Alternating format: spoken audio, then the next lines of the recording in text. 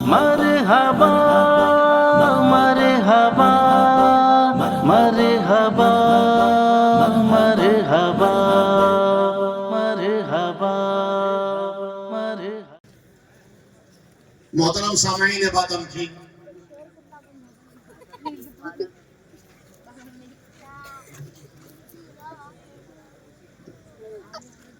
سب لوگ جدھر وہ ہیں ادھر دیکھ رہے ہیں، سب لوگ جدھر وہ ہیں ادھر دیکھ رہے ہیں، ہم دیکھنے والوں کی نظر دیکھ رہے ہیں۔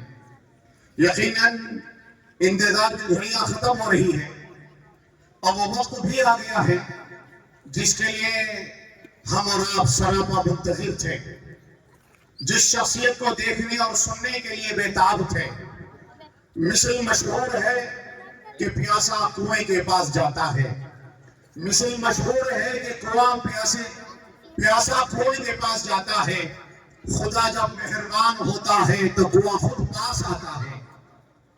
یہ خدائے بزرگوں برتر کا آج ہم پر لطف و کرم اور فضل و احسان ہے کہ ہمارے اسٹیج پر ملک ہی کی نہیں عالم اسلام کی ایک عظیم المرتبت شخصیت، مایہ ناز عالم دین، مفسر قرآن، محدث جلیل، نباز رخت، سلطان القلم، صاحب فضل ادیب با کمال، واعظ بے مثال، حضرت مولانا محمد انیس احمد آزاد صاحب قاسمی بالگرامی دامت برکاتہ، خلیفہ مجاز حضرت مولانا پیر ذوالفقار صاحب نقشبندی مدد اللہ العلی و محترم و شیخ الحدیث جامعہ علوم مدارس دہلی حضرت اعلیٰ کی ذات گرامی، علم و عمل، دانش و عمل، فضل و کمال، فکر و نظر اور صلاح و فلاح اور تبلیغ و ارشاد میں ایک حسین سنگم ہے۔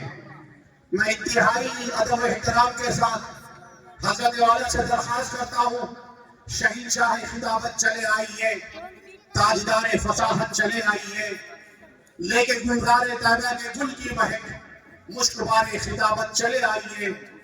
اور میں یہ بھی گزارش کرتا ہوں حضرت والا سے، اہل محفل منتظر ہے بہت دیر سے عالی وقار، اہل محفل منتظر ہے بہت دیر سے عالی وقار، آپ کے پند و نصائح کا نہیں ہے انتظار۔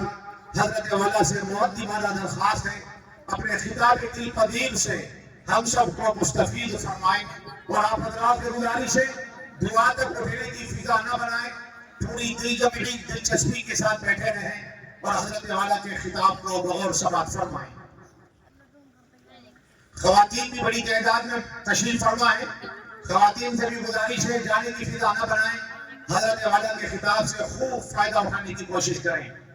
ایسے موقع بار بار نہیں ملتے، یہ اللہ کا کرم ہے۔ اتنی بڑی شخصیت بنگل جیسی چھوٹے علاقے میں، ایک بستی میں، دلی کہاں اور یہ گلی کہاں، دلی کہاں یہ گلی کہاں، اتنی بڑی شخصیت یہاں تشریف فرما ہے۔ یہ ہماری سعادت کی بات ہے۔ محبت بھری نگاہوں سے دیکھتے بھی رہیے اور محبت بھرے کانوں سے سنتے بھی رہیے، اور یہ طے کر لیجیے انشاءاللہ جو باتیں ہمارے سامنے آئیں گی ہم ضرور اس پر عمل کریں گے۔ بولیے انشاءاللہ۔ السلام علیکم ورحمۃ اللہ وبرکاتہ۔ آپ تمام حضرات خیریت سے ہیں؟ اللہ آپ سب کو ہمیشہ سلامت با کرامت رکھے، دونوں جہان کی سعادتوں سے مالا مال فرمائے۔ الحمدللہ رب العالمین والصلاة والسلام علی سید المرسلین وعلى آلہ واصحابہ وازواجہ وذریاتہ واہل بیتہ اجمعین، اما بعد فاعوذ باللہ من الشیطان الرجیم، بسم اللہ الرحمن الرحیم۔ یا ایہا الذین آمنوا اتقوا اللہ وقولوا قولا سدیدا یصلح لکم اعمالکم ویغفر لکم ذنوبکم ومن يطع الله ورسوله فقد فاز فوزا عظيما۔ حضرات علماء کرام، مشائخ اعظام، میرے دینی اور اسلامی بھائیوں، عزیز طلباء اور پیارے بچوں، اور پردہ نشین خواتین ملت، یہ ہماری اور آپ کی سعادت مندی اور بہت بڑی خوش بختی ہے کہ آج ہم اور آپ ایک ایسے نورانی، بابرکت اور مقدس اجلاس میں شریک ہیں جسے تکمیل حفظ قرآن کے عنوان سے منعقد کیا گیا ہے۔ اللہ تعالی ہماری اور آپ کی اس حاضری کو اپنی بارگاہ میں اس عنوان سے قبول فرما لیں کہ اس پورے مجمع میں سے ایک ایک فرد کو مغفرت کی بھیک مل جائے۔ میرے ایمان والے بھائیوں، ہم سب مغفرت کے بھیکاری ہیں، اور مغفرت وہ بھیک ہے جو اللہ کے در کے سوا کہیں سے نہیں مل سکتی۔ وَمَن يَغْفِرُ الذُّنُوبَ إِلَّا اللَّهُ، اللہ کے سوا کون ہے جو گناہوں کو معاف کر دے؟ یہ مغفرت کی بھیک صرف اللہ کے در سے مل سکتی ہے۔ اللہ ہم سب کو مغفرت کی بھیک عطا کرے، ہم سب کے سارے گناہوں کو معاف کر دے۔ جس اسلام کا ہم نے اور آپ نے کلمہ پڑھا ہے، لا الہ الا اللہ محمد الرسول اللہ، اس اسلام کی بے شمار خوبیوں میں سے ایک بڑی خوبی یہ ہے کہ اسلام معاشرتی زندگی کا علم بردار ہے۔ تنہائی کی زندگی، اکیلے پن کی زندگی، تجرد اور تفرد کی زندگی اسلام بالکل پسند نہیں کرتا۔ آپ کی بستی کا نام بھیم گل ہے، کوئی صاحب اس بستی سے نکل جائیں، کسی پہاڑ کے غار میں بیٹھ کر اکیلے اللہ اللہ کرتے رہیں، ان کی وہ اکیلے پن کی زندگی کتنی ہی نیک کیوں نہ ہو، مگر ان کی وہ تنہائی کی زندگی نہ اللہ کو پسند ہے نہ رسول اللہ کو پسند ہے۔ اس شہر سے کوئی صاحب نکلے، کسی دریا کے کنارے، کسی سمندر کے ساحل پر، کسی جنگل میں کسی درخت کے نیچے بیٹھ کر اکیلے اکیلے، بالکل اکیلے رہ کر 24 گھنٹے اللہ کی عبادت میں مصروف عمل رہیں، ان کی وہ تنہائی کی زندگی کتنی ہی پارسائی سے بھری کیوں نہ ہو، وہ تجرد، وہ تفرد، وہ تنہائی کی زندگی نہ میرے اللہ کو پسند ہے نہ میرے مصطفیٰ کو پسند ہے۔ اسلام معاشرتی زندگی کا علم بردار ہے۔ معاشرتی زندگی کا مطلب یہ انسان مل جل کر زندگی گزارے، اس میں کچھ بوڑھے ہوں، کچھ جوان ہوں، کچھ بچے ہوں، کچھ مرد ہوں، کچھ عورتیں ہوں، اس میں بھی کوئی حرج نہیں، کچھ مسلمان ہوں، کچھ غیر مسلم بھائی ہوں، اسلام کو اس سے کوئی دقت نہیں۔ لیکن اسلام یہ چاہتا ہے کہ یہ انسان اکیلے اکیلے نہ رہیں، یہ انسان تجرد اور تفرد کی زندگی نہ گزارے، انسانوں سے کٹ کر کوئی تنہائی میں جا کے اپنی زندگی نہ گزارے، سب لوگ مل جل کر رہیں، یہ ہے معاشرتی زندگی۔ اسلام معاشرتی زندگی کا علم بردار ہے، تو ہم اور آپ الحمدللہ معاشرتی زندگی گزار رہے ہیں۔ رہبانیت اسلام میں ہے ہی نہیں، اکیلے پن کی زندگی ہے ہی نہیں، ہم اور آپ معاشرتی زندگی گزار رہے ہیں۔ لیکن یہ بھی تو ایک سچائی ہے کہ جب ہم اور آپ معاشرتی زندگی گزاریں گے، جب مل جل کر رہیں گے، تو پھر قوانین کی ضرورت پیش آئے گی۔ اکیلے انسان کا کیا کام ہے، چاہے جیسے رہے، لیکن جب مل جل کر رہیں گے تو کچھ قوانین کی ضرورت ہے، اور جب مل جل کر رہیں گے تو کچھ نہ کچھ تو گڑبڑیاں ضرور ہوں گی۔ یہ ممکن ہے کہ کوئی چھوٹا اپنے کسی بڑے کی شان میں گستاخی کر ڈالے، یہ ممکن ہے۔ آپ اکیلے رہ رہے ہیں، وہاں کون ہے آپ کا چھوٹا، وہاں کون ہے آپ کا بڑا، وہاں کون ہے آپ کا پڑوسی جس کا آپ حق ضائع کریں گے؟ یہ تو وہاں ممکن ہے کہ جہاں مل جل کر رہیں، تو یہ ممکن ہے کہ معاشرتی زندگی میں کوئی چھوٹا کسی بڑے کی شان میں گستاخی کر دے، یہ بھی تو ممکن ہے معاشرتی زندگی میں کہ کوئی بڑا اپنے چھوٹے پر ظلم کر دے، ممکن ہے نا؟ اس کے لیے کچھ قانون چاہیے۔ یہ ممکن ہے کہ ایک پڑوسی دوسرے پڑوسی کو تکلیف پہنچا دے، ممکن ہے نا؟ کیونکہ ساتھ ساتھ رہتے ہیں۔ جو اکیلے غار میں تجرد کی زندگی گزار رہا ہے، جب اس کا کوئی پڑوسی ہے ہی نہیں، وہ تکلیف کسے پہنچائے گا؟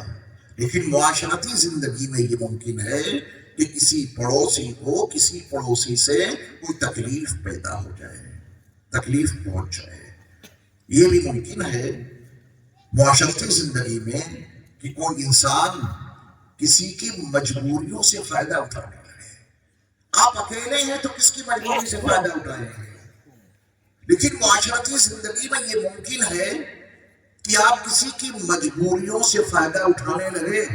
اللہ نے آپ کو بڑا مالدار بنایا، سماج میں کچھ غریب لوگ بھی ہیں، ان غریبوں نے بے پناہ ضرورت کے پیش نظر آپ کے سامنے دستے سوال دراز کر دیا کہ صاحب کچھ پیسوں کی ضرورت ہے، دے دیجیے۔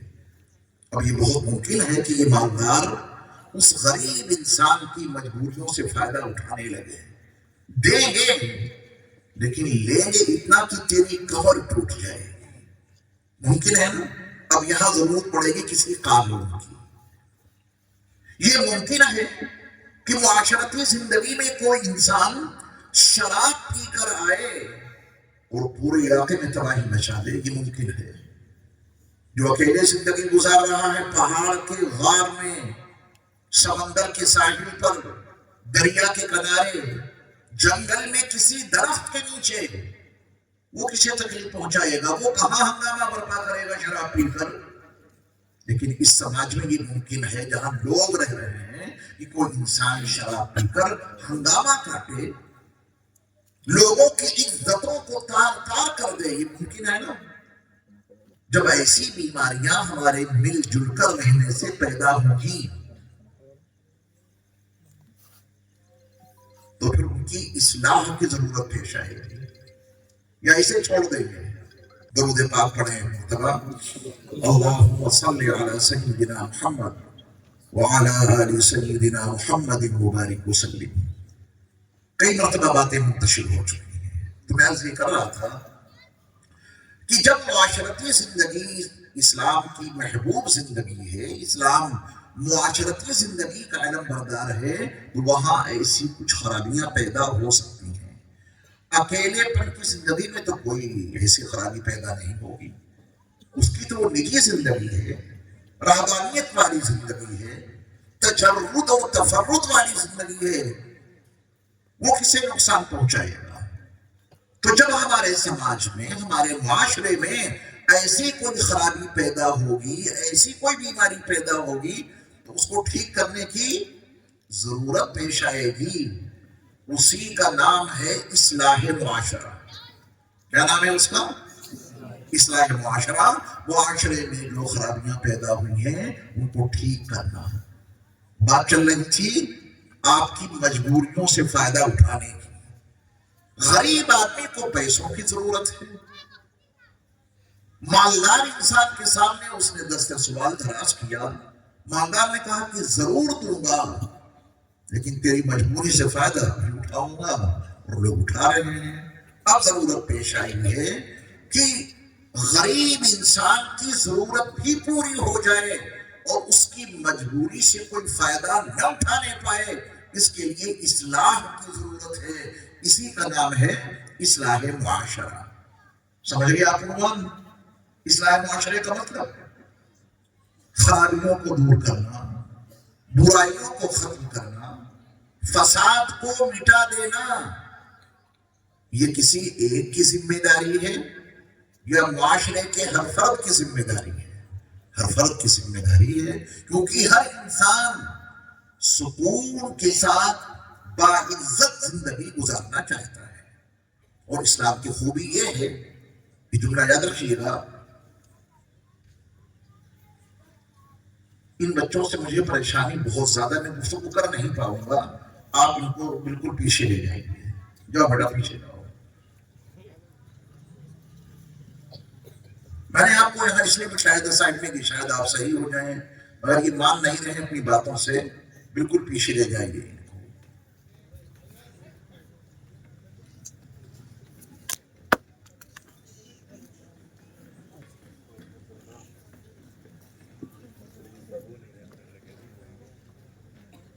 اگر آپ کچھ سمجھدار لوگ یہاں آ جائیں ہمارے قریب داہنے ہاتھ پہ، جزاک اللہ، آ جائیں بہت اچھا ہے. طلبگار لوگ ہونے چاہیے جن میں طلب ہو، تڑپ ہو کچھ سننے سمجھنے کی، تو ان کی برکت سے ہی کوئی بات ہو سکتی ہے، ورنہ میرے سامنے کوئی لکھی ہوئی کتاب تو رکھی نہیں ہے. آپ کی طلب پہ اور آپ کی تڑپ پہ کچھ کہہ پاؤں گا انشاءاللہ. تو معاشرے میں اس طرح کی جو کمیاں خامیاں پیدا ہو جاتی ہیں ان کی اصلاح کرنا ہر ایک کی ذمہ داری ہے. جو بیمار ہیں ان پر کڑی محنت کرنی پڑے گی. اسلام کی خوبی، بہت بڑی خوبی ہے کہ وہ دنیا کے، جملے کو یاد کیجیے گا، اسلام دنیا کے ہر انسان کو باعزت زندگی گزارنے کا پورا حق دیتا ہے. اللہ، خدا کرے اس خوبی کو آپ سمجھ لیں. اسلام دنیا کے ہر انسان کو، کسی بھی مذہب سے اس کا تعلق ہو، کسی بھی دھرم سے اس کا تعلق ہو، اسلام دنیا کے ہر انسان کو باعزت زندگی گزارنے کا پورا حق دیتا ہے. اب نسل کوئی ہو، قوم کوئی ہو، کاسٹ کوئی ہو، اس کی شادی ہے وہ گھوڑی پر بیٹھ کر دولہا بن کے جانا چاہتا ہے، اسلام کہتا ہے پوری عزت کے ساتھ میں اپنی شادی کرو، کوئی انٹرفیئر نہیں. اسلام کی انہی خوبیوں نے اس کو پورے عالم میں پھیلا دیا کہ بڑا عجیب مذہب ہے. یہ کہتا ہے کہ انسان کا جھوٹا پاک ہے، دھرم کوئی بھی ہو، ایک پیالے میں ایک ساتھ کھا لیں گے، انسان کا جھوٹا پاک ہے. تمام فقہ کی کتابوں میں لکھا ہے سور الانسان طاہر. انسان کسی بھی مذہب کا ہو، کسی بھی دھرم کا ہو، جھاڑو کیوں نہ لگاتا ہو، نالیاں کیوں نہ صاف کرتا ہو، ہے تو انسان، اس کا جھوٹا پاک ہے. اللہ،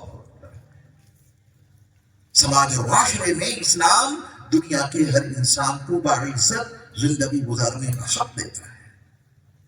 آپ باعزت زندگی گزاریے، لیکن آپ چلے کسی نے آپ کو گالیاں بکنی شروع کر دی بلا وجہ میں، اور آگے بڑھے کسی نے گندی نالی میں بڑا پتھر مارا، اس کی گندگی آپ کے کپڑوں پہ آ کے لگی، آپ کو احساس ہوا کہ شاید میں اچھے لوگوں کے درمیان نہیں ہوں، یا آپ کو احساس ستائے میں اچھے لوگوں کے درمیان میں نہیں ہوں. کچھ اور آگے بڑھے کسی نے بلا وجہ میں آپ کی تھپڑ مار دیا. یہ کیا ہے؟ سماج اور معاشرے کا فساد ہے، اس کی اصلاح کی ضرورت ہے. اسی کا نام ہے اصلاح معاشرہ. تو آئیے ہم اور آپ پہلی فرصت میں یہ طے کر لیں کہ ہمارے سماج میں اور ہمارے معاشرے میں یہ جتنی غلاظتیں ہیں، ہمارے سماج اور ہمارے معاشرے میں جتنی خرابیاں ہیں، ہم ان کو انشاءاللہ ختم کرنے کی بھرپور کوشش کریں گے. کہیے انشاءاللہ. تبھی سماج سلگ پائے گا، تبھی معاشرہ اچھا بنے گا، تبھی آپ اس میں عزت والی زندگی گزار پائیں گے. اگر معاشرے کے فساد کو ختم کرنے میں ہم نے اور آپ نے کوئی حصہ نہیں لیا اور فساد کو مٹانے میں ہماری کوئی حصہ داری نہ ہوئی، یہ فساد بڑھتا چلا جائے گا، باعزت زندگی خطرے میں آ جائے گی. کریں کوشش. اب میں آپ کو بہت اہم بات بتانے جا رہا ہوں آج کے درس کی اور آپ کے سبق کی، اس کو ذرا سمجھنے کی کوشش کیجیے گا. برائی مٹانے کا جذبہ تو پیدا ہو گیا، فساد کو ختم کرنے کا داعیہ دلوں کی گہرائیوں میں کروٹیں لینے لگا کہ ہاں ہم معاشرے کی اصلاح کریں گے انشاءاللہ. تہیا کر لیا تو اب دیکھنا یہ ہے، وہ توجہ سے سنیے اس بات کو، دیکھنا یہ ہے وہ فساد ہے کہاں جسے آپ ختم کرنے کا ارادہ رکھتے ہیں، وہ خرابی ہے کہاں جسے آپ مٹانے کا ارادہ کر رہے ہیں،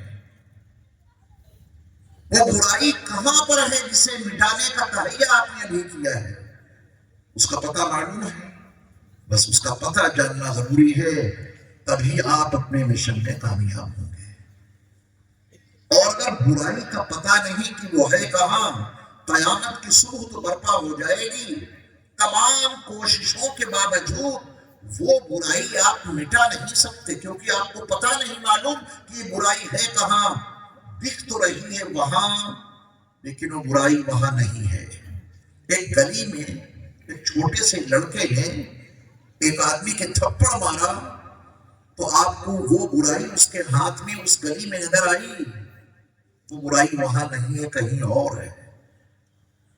ایک آدمی گاڑی رکھ رہا ہے، وہ برائی آپ کو اس کی زباں پہ نظر آئی تو کیا اس کی زباں کاٹیں گے یا اس کی زباں کو کوئی سزا دیں گے؟ یہ برائی زباں پر نہیں ہے کہ آپ زباں سے اس کی اصلاح کریں۔ اللہ، یہ شراب خانے جو ہمیں اور آپ کو دکھائی دے رہے ہیں، وہ شراب جو تمام برائیوں کی جڑ ہے، اس برائی کی جڑ کو ختم کرنے کے لیے یہ شراب خانے ختم کرنے ہوں گے کیا؟ نہیں تو برائی شراب خانے میں ہے ہی نہیں، یہ کہاں ہے برائی؟ آئیے ہم اور آپ مل جل کر قرآن و حدیث کے تناظر میں برائی کا اڈا جاننے کی کوشش کریں، تبھی برائیاں ختم ہو سکتی ہیں۔ ہمیں برائی کے اڈے نہیں معلوم تو اصلاح کرنے میں ہمارا کام الٹا ہو گیا، اصلاح کرنے میں ہمارا کام الٹا ہو گیا۔ آج کے اس اہم درس میں جسے تکمیل حفظ قرآن کے عنوان سے منعقد کیا گیا ہے، برائی کے اڈے کو جاننے کی کوشش کریں گے تاکہ برائیوں کے ختم کرنے میں ہمارے عمل کی ترتیب سیدھی ہو جائے۔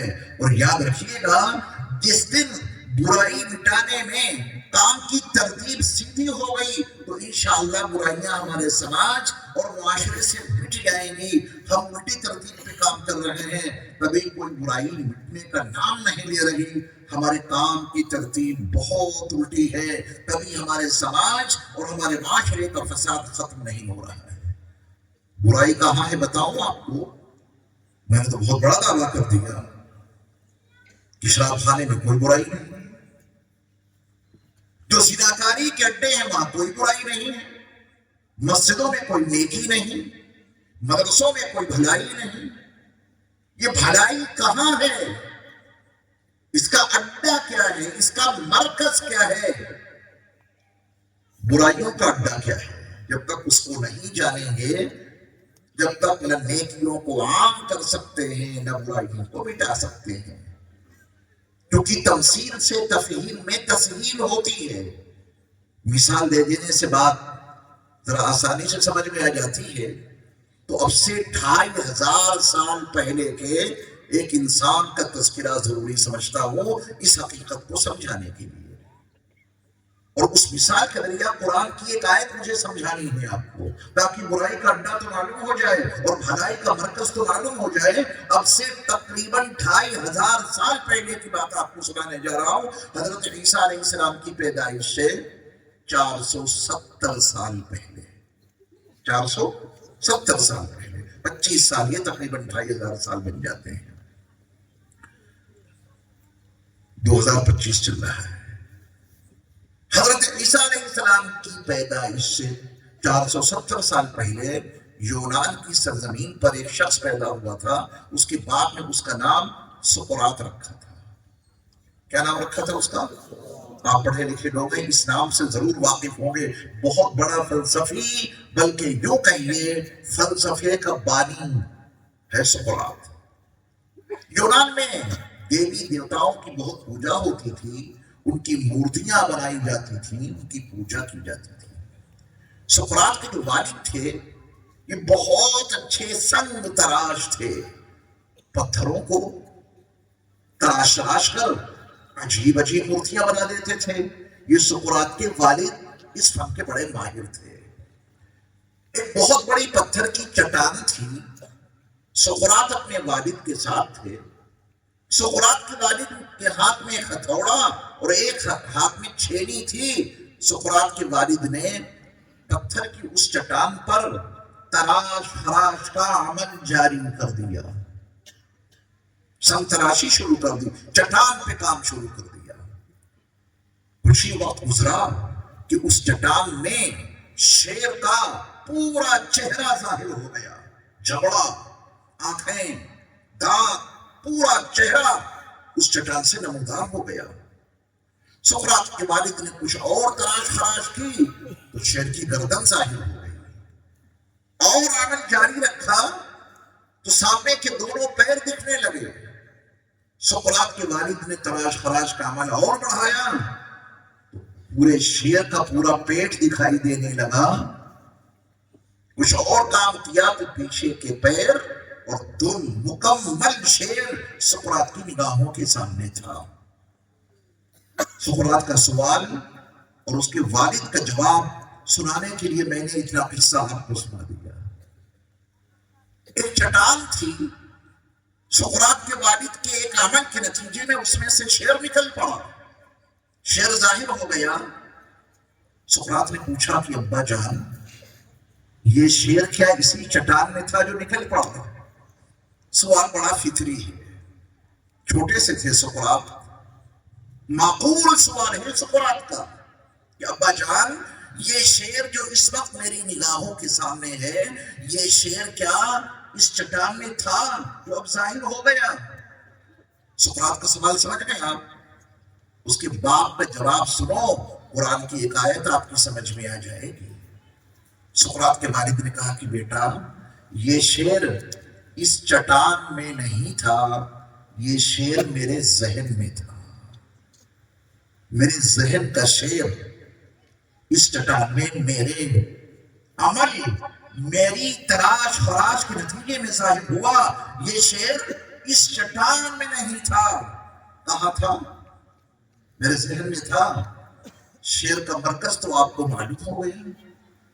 باہر کچھ نہیں، باہر کچھ نہیں، جو کچھ ہے وہ اندر ہے.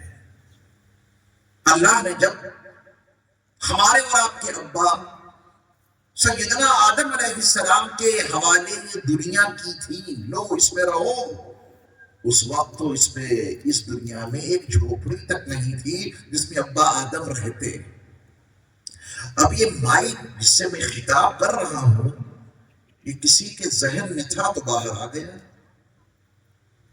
یا یہ مائک آسمان سے ٹپکا ہے، یا یہ مائک زمین سے اگا ہے، کسی کے ذہن میں تھا باہر آ گیا. اس کا ایمپلیفائر کسی کے ذہن میں تھا. اب میں اس میں زیادہ وقت آپ کا نہیں لینا چاہتا. سمجھ تو آپ سب کچھ گئے ہوں گے.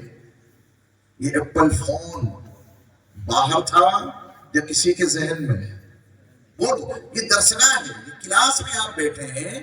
کوئی شعلہ بیانی نہیں کرنی ہے مجھے، یا کسی شعلہ بیاں مقرر کا بیاں آپ کو سننا ہے. میں تو آپ سے کچھ باتیں کرنے کے لیے بیٹھا ہوں، معاشرتی باتیں کرنے کے لیے بیٹھا ہوں. تو آپ بتائیے، ایپل فون آسمان سے ٹپکا تو آپ کے ہاتھ میں آ گیا، زمین سے نکلا تو آپ کے ہاتھ میں آ گیا، یا کسی کے ذہن میں تھا وہ باہر آیا؟ کسی کے. یہ بڑی بڑی اچھی اچھی عمارتیں ہیں یہاں، اچھے اچھے مکانات ہیں آپ کی بستی میں.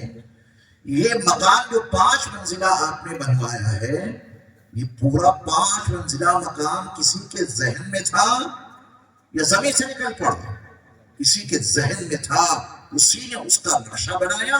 یہاں پہ دروازہ، یہاں پہ ونڈو، یہاں پہ بیڈ روم، یہاں پہ ڈرائنگ روم. کسی کے ذہن میں تھا تو باہر آ گیا. سب کچھ لے آئیں گے اپنے ذہن پہ، یہ مجھے ہر ایک کی مثالیں دینی پڑیں گی. یہاں باہر کچھ نہیں تھا، نہ باہر کوئی اچھائی تھی، نہ باہر کوئی برائی. یہ مدرسہ امدادیہ دارالعلوم یہ باہر تھا یا اندر؟ بولو. دیکھو شک مت کرنا، آپ اعتراض اپنا درج کرا سکتے ہیں کہ آپ غلط کہہ رہے ہیں۔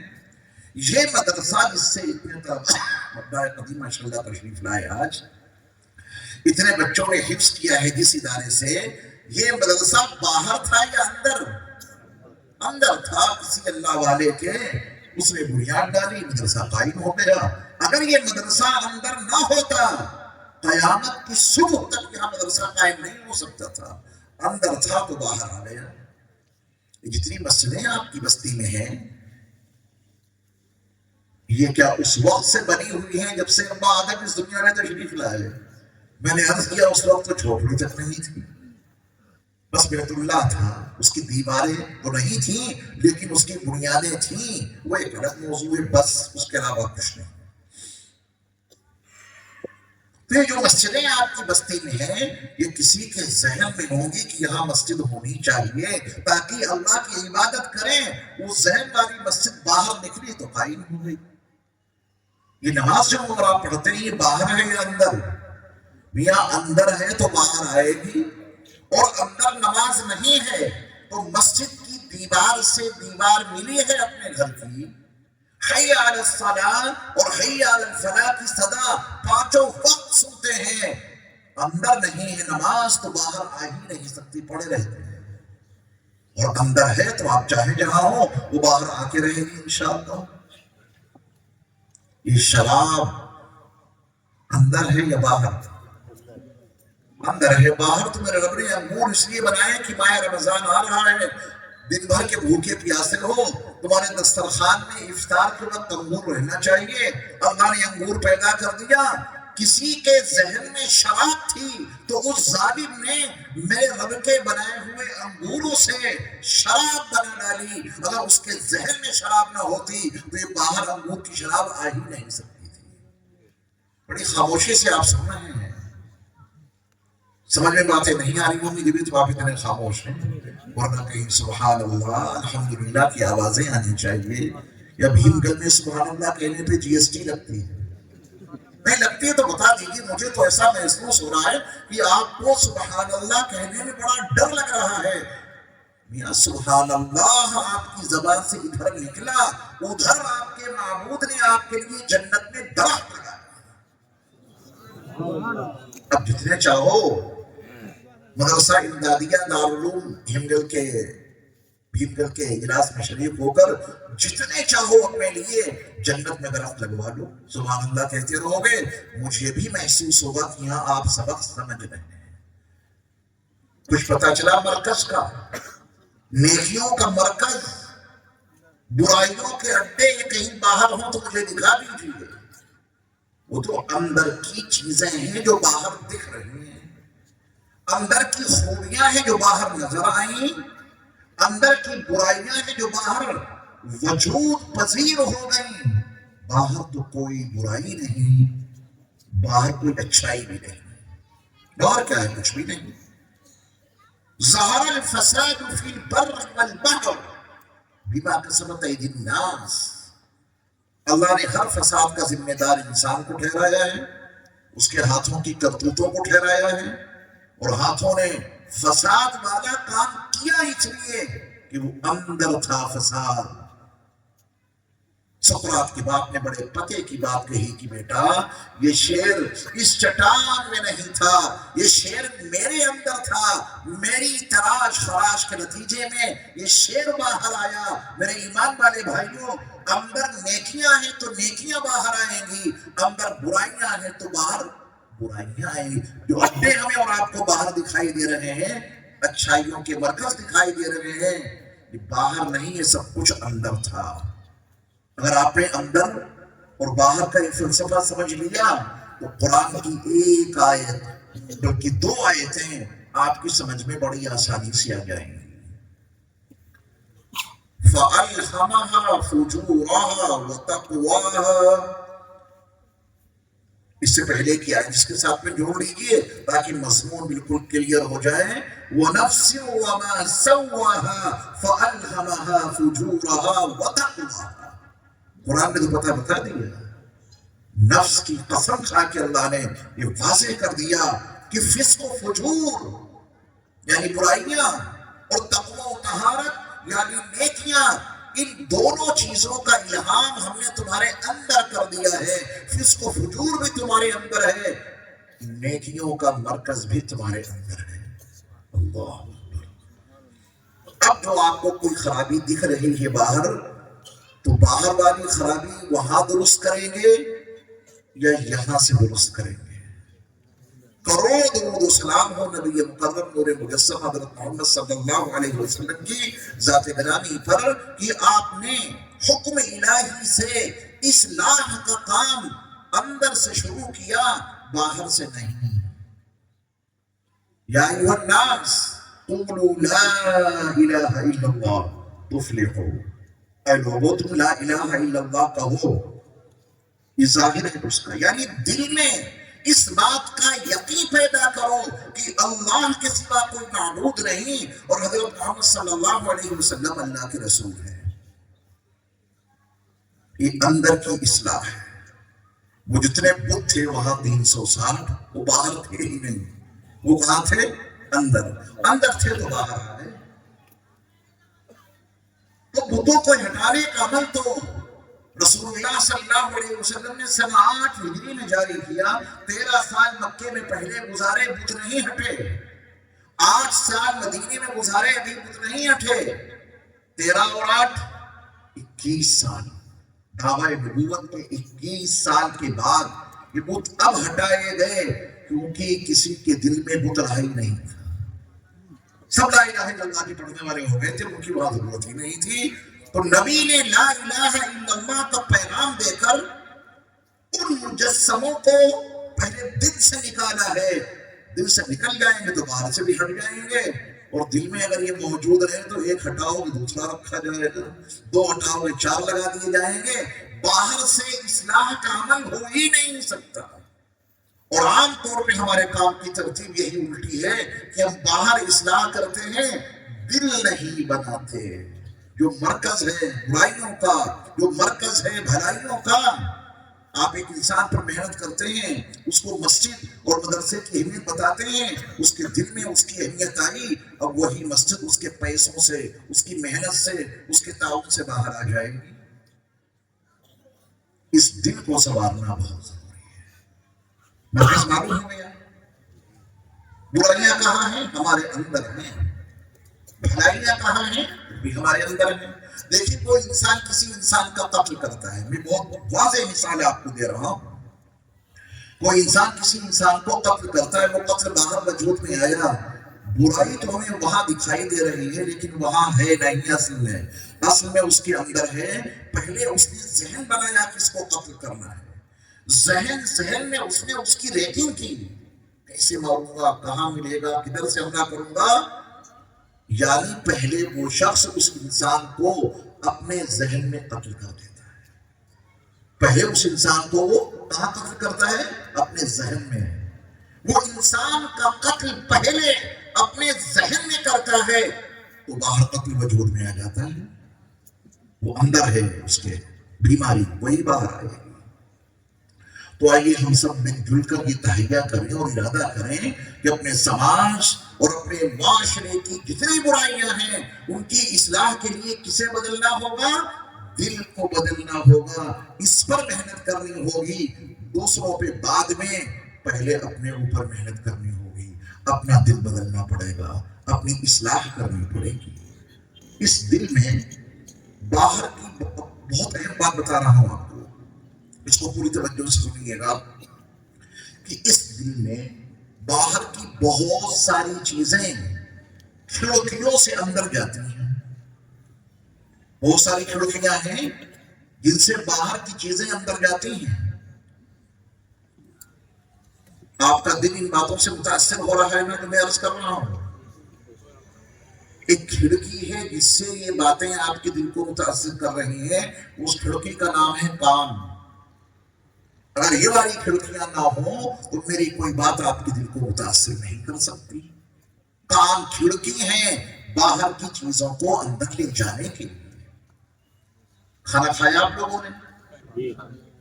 جس وقت آپ کھانا کھا رہے ہوں گے ذائقہ بڑا اچھا لگ رہا ہوگا، کھٹی دال کا، چاولوں کا، قورمے کا، روٹی کا ذائقہ مل رہا تھا. وہ ذائقہ جو آپ محسوس کر رہے تھے اس کی کھڑکی زباں ہے. اگر یہ زباں کا ذائقہ قوت ذائقہ نہ ہوتی، 10 کوئنٹل اندر ڈال لیجیے پتہ نہیں چلے گا کہ میٹھا کھایا یا کھٹا ہے نا. بہت ساری کھڑکیاں ہیں، ہم اور آپ یہاں بیٹھے ہیں، کوئی مشک، عنبر، شمامت العنبر، کوئی پرفیوم یہاں چھڑکے تو اس کی خوشبو سے دل کتنا مطمئن ہوگا، اچھا لگے گا نا. اس کی کھڑکی یہ ناک ہے. بدبو ہو تو اندر سے الجھن، خوشبو ہو تو مشام جام و عطر. اس کی کھڑکی کیا ہے؟ یہ ناک ہے. سب سے بڑی کھڑکی جس سے سب سے زیادہ چیزیں اندر جاتی ہیں وہ ہے آنکھ. تمام کھڑکیوں میں سب سے بڑی کھڑکی کون ہے؟ آنکھ. اس سے بہت کچھ اندر جاتا ہے. اللہ تعالیٰ نے پھر اس کھڑکی کا انتظام بھی ہمارے اور آپ کے لیے کر دیا. سب سے بڑی کھڑکی ہے، سب سے زیادہ چیزیں انہی کھڑکیوں سے اندر جائے گی، تو اللہ نے ان کے اوپر پردوں کا انتظام کر دیا. کوئی چیز دیکھ رہے ہو، کھڑکی ہے، استعمال بھی سب سے زیادہ یہی ہوتی ہے. ڈرائیور سب سے زیادہ کس کو استعمال کرتا ہے؟ آنکھوں کو. تو ان آنکھوں سے تمہیں بہت کچھ دکھے گا. جہاں دیکھو کہ اس کے دیکھنے سے تمہیں گناہ ہوگا، اس کے دیکھنے سے تمہارے دل کے اندر مردگی پیدا ہوگی، تو پھر پردہ ڈال لو. کیسے پردہ ڈالو گے؟ اللہ نے ان کھڑکیوں پر پردے کا انتظام کر دیا ہے. نظروں کو جھکا لو. وَقُلْ لِلْمُؤْمِنِينَ يَغُضُّوا مِنْ أَبْصَارِهِمْ، یہ آرڈر آنکھوں کے لیے ہے. اور اس کے فوراً بعد اگلی آیت میں وَقُلْ لِلْمُؤْمِنَاتِ يَغْضُضْنَ مِنْ أَبْصَارِهِنَّ، دونوں کو سیم حکم دیا گیا ہے. ایمان والے مردوں کو بھی اور ایمان والی عورتوں کو بھی نگاہوں کو جھکا کے رکھو. اللہ نے ان کھڑکیوں میں پردے کا انتظام کیا ہے. جس دن یہ حقیقت دل کی گہرائیوں میں اتر گئی کہ فساد تو سارا اندر ہے، ہم کہاں محنت کرنے جا رہے ہیں؟ نیکیاں تو ساری اندر ہیں، ہم کہاں محنت کرنے جا رہے ہیں؟ ایک فرد پر محنت کی، اس کا دل بن گیا مدرسہ تیار. ایک فرد پہ آپ نے محنت کی، اس کا دل بن گیا مسجد تیار. ایک فرد پہ آپ نے محنت کی، اس کا دل بن گیا یتیموں، غریبوں، بیواؤں، مسکینوں، محتاجوں، ضرورت مندوں، حاجت مندوں کے مسئلے حل ہو گئے. وہ دل پر محنت نہیں کی تو یہ انسان اتنا ظالم بن جائے گا. میں نے شروع میں عرض کیا کہ سماج اور معاشرے کے مجبور انسانوں سے وہ فائدہ اٹھائے گا. بیچارہ قرضہ لینے گیا تھا، بچے بھوکے ہیں، وہ ظالم انسان جس کا دل نہیں بنا، جس کے اندر بیماری موجود ہے، اس مجبور انسان کی مجبوریوں سے وہ فائدہ اٹھاتا ہے. 10,000 روپے کب دے گا؟ وہ پہلے 2,000 کاٹ لے گا، پہلے ایڈوانس. اور اگر اتنے عرصے میں نہیں ادا کیے تو اتنا اور چڑھ گیا. لایا تھا 10,000، لاکھوں میں دینے پڑ رہے ہیں غریب کو. سب کچھ تباہ ہو گیا. یہ تباہ کس نے کیا؟ اسی سماج، اسی معاشرے کے انسان نے اسے تباہ کیا ہے. ذمہ دار پھر پورا معاشرہ بنے گا. اس پر محنت کیوں نہیں کی؟ اس کا دل کیوں نہیں بنایا؟ اس کے سامنے حقائق کیوں نہیں اجاگر کیے؟ آئیے ہم سب مل جل کر یہ تحیہ کریں، ارادہ کریں کہ دلوں پر محنت کریں گے انشاءاللہ. یہ بن گیا تو سب کچھ بن گیا، اور یہ بگڑ گیا تو سب کچھ بگڑ گیا. حدیث پاک میں پوری وضاحت موجود ہے. الا وہی القلب، توجہ سے سن لو، وہ دل ہے. یہ نیک صالح بنا، اچھا بنا، یہ پورا وجود تمہارا ہمارا اچھا ہو جائے گا. اور اگر اس میں فساد پیدا ہو گیا تو ایک ایک عضو سے فساد کے علاوہ کوئی چیز ظاہر نہیں ہوگی. یہ بولے گا تو فساد برپا ہوگا، یہ سنے گا تو فساد برپا ہوگا، یہ دیکھے گا تو فساد برپا ہوگا، یہ کوئی کام کرے گا تو فساد برپا ہوگا، کیونکہ فساد اس کے اندر ہے.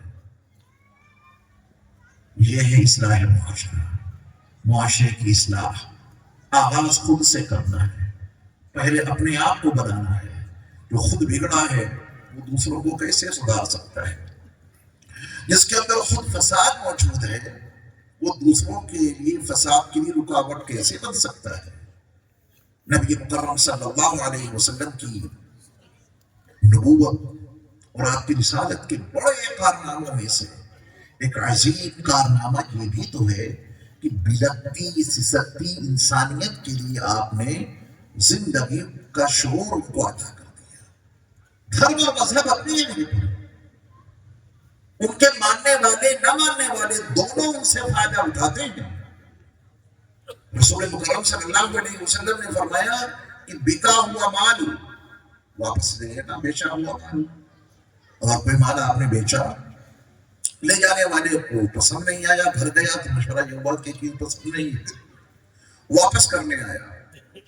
نبی کی ہدایت ہے واپس لے لو، بیچا ہوا مال واپس لے لو اور اس کے پیسے دے دو.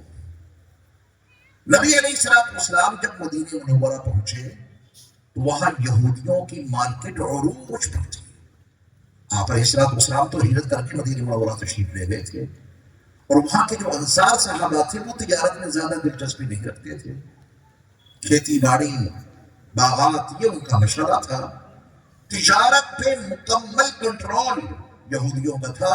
انہیں کے بڑے بڑے بازار تھے، خراب مال بھی بیچتے تھے، بکا ہوا مال واپس بھی نہیں لیتے تھے.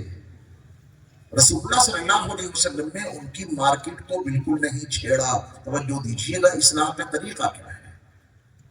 نبی علیہ السلام نے یہودیوں کی مارکیٹ پہ کوئی تنقید نہیں کی، ان کی مارکیٹ کو اچھال پھینکنے کے لیے کوئی تاکید نہیں کی، ان کو چھیڑا ہی نہیں. میرے مصطفیٰ صلی اللہ علیہ وسلم نے، آپ علیہ السلام نے اس کے مد مقابل ایک مارکیٹ بنائی. توجہ سے سننا، ان کی مارکیٹ چل رہی ہے، آپ علیہ السلام نے نعمت بدل دیا. آپ نے ایک مارکیٹ بنائی اور اس کے واضح اصول عطا کیے. دیکھو، کوئی شخص ہماری اس مارکیٹ میں کوئی خراب گندا مال نہیں بیچے گا، کیونکہ یہ دھوکہ دینا ہے. اگر کوئی شخص خراب بیکار مال اچھے مال کی جگہ پر بیچے گا وہ اسے دھوکہ دے رہا ہے. جو دھوکہ دے وہ ہمارا نہیں ہو سکتا. آپ نے بڑا صاف اعلان کر دیا، من غشنا فلیس منا. جو دھوکے بازی سے کام لے وہ ہمارا نہیں ہو سکتا. اور اسی پر آپ نے اکتفا نہیں کی. آپ بازار میں جاتے، مال چیک کرتے، کوئی خراب مال تو نہیں بیچ رہا ہے. یہ اصلاح. نبی علیہ السلام نے تو ایک موقع پر غلے کے ایک ڈھیر میں اپنا دست مبارک داخل کر دیا. غور کیجیے، نگرانی کا یہ عالم. اور اندر سے جو آپ نے غلہ نکالا وہ بھیگا تھا، باہر سوکھا اندر بھیگا. نبی علیہ السلام نے بڑی سخت تاکید کی، دھوکے بازی کا کام تم ہمارے نہیں ہو سکتے، ہوگے کسی کے. تو آپ علیہ السلام نے اس مارکیٹ کا ایک اصول یہ بھی بنا دیا، بکا ہوا مال یہاں واپس ہو جائے گا.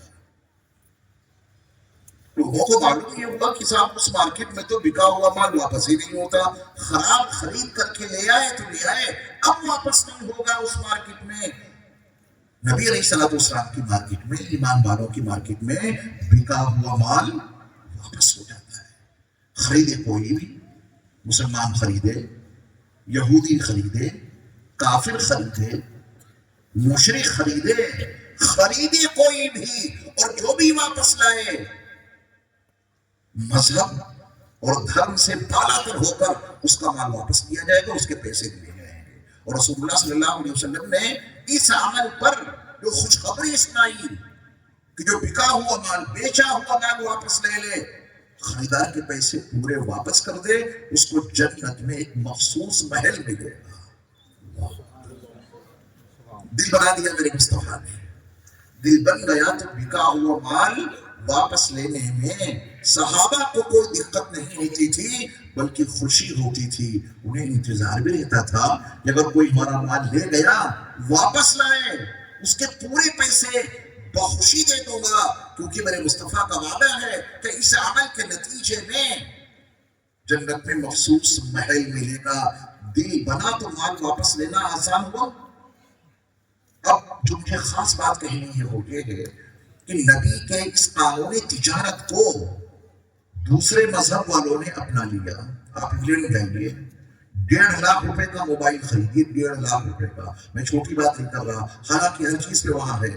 جو آپ کو بل ملے گا بل اس میں لکھا ہوگا کہ 15 دنوں کے اندر اندر آپ یہ خریدا ہوا موبائل اگر آپ کو پسند نہیں آتا ہے 15 دن کی لمٹ ہے 15 دن کے اندر آپ واپس کر جائیں پورے پیسے لے جائیں. قانون تو قانون ہے اسے جو اپنائے گا اسے فائدہ ملے گا. بخار کی جو ٹیبلٹ ہے اسے کوئی بھی کھائے مسلمان کو بخار آئے وہ کھائے گا اسے فائدہ ہوگا غیر مسلم کو بخار آئے وہ اسے کھائے اسے فائدہ ہوگا. اسلام کے اصول رب کعبہ کی قسم عالمی ہیں انہیں جو اپنائے گا اسے فائدہ ہوگا. تو انہوں نے اس قانون کو اپنا دیا. آپ کپڑے لیں بچوں کے لیے خواتین کے لیے اپنے لیے کوئی سامان لیں بل ملا اتنے دنوں میں آپ یہ چیز واپس کر سکتے ہیں اگر آپ کو پسند نہیں آئی. وہ چیز آپ لے کے گئے بل دکھایا کوئی بحث نہیں کوئی جھگڑا نہیں وہ بھی چیز لے لیں اور آپ کو پیسے دے دیں گے. جو اس کو اپنائے گا ان کی تجارت عروج پہ جائے گی کیونکہ انہوں نے نبی کی سنت اپنائی ہے نبی کا قانون تجارت اپنایا ہے. آخرت میں کیا ملے گا مجھے نہیں معلوم تو اللہ جانے لیکن دنیا میں ان کو اس نبی کے قانون کے اوپر عمل کرنے کے نتیجے میں ان کی تجارت کہاں سے کہاں پہنچ گئی.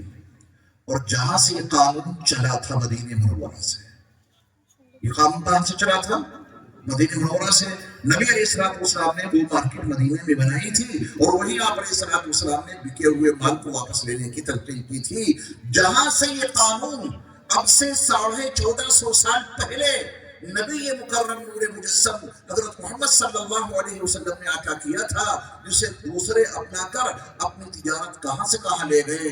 آپ وہاں جائیے کوئی چیز خریدنے کے لیے وہاں بھی آپ کو فاتورہ ملے گا بل ملے گا وہاں بھی آپ کو بل کے نیچے لکھا ہے لا ترد ولا تبدل.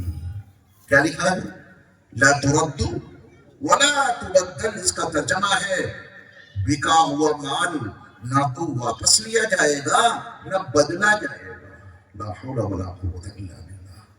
نہ واپس لیں گے نہ اس پیس کے بدلے میں دوسرا پیس دیں گے نہ واپس لیں گے نہ بدلیں گے. بکا ہوا مال واپس نہیں ہوگا. یہ کون لوگ ہیں جنہوں نے مدینے میں رہتے ہوئے ایسے فاتورہ اور ایسے بل چھپوائے جس کے نیچے لکھا ہے لا ترد ولا تبدل. تجارت ان کی چلے گی یا ان کی جنہوں نے میرے مصطفیٰ کے قانون کو اپنایا. اور کر لو میں بھی کام کرتا ہوں چھوٹا موٹا کپڑے کی بھی دکان ہے اور بھی ہمارے کام ہیں ایکسپورٹر بھی ہوں میں الحمدللہ کئی ملکوں سے کام اللہ نے دیا ہے.